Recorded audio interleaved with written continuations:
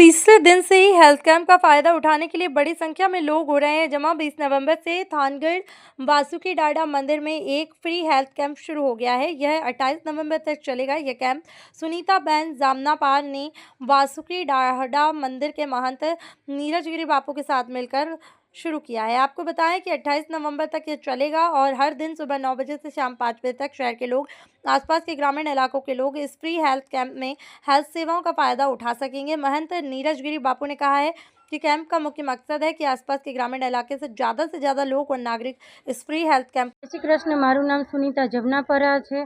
Company wellness centre में हूँ एक सीनियरनी पोस्ट पर छूँ।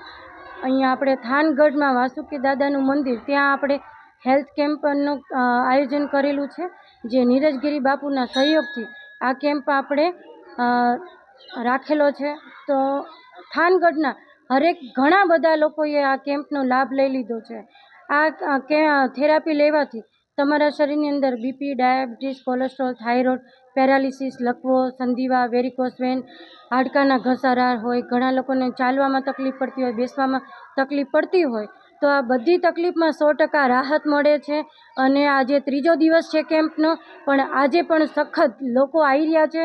તો હજુ પણ થાનગઢના જનતાને મારે જણાવવાનું કે આ થેરાપીથી તમારા શરીરની અંદર જે કંઈ તકલીફ છે એમાં તમને 100% રાહત મળશે।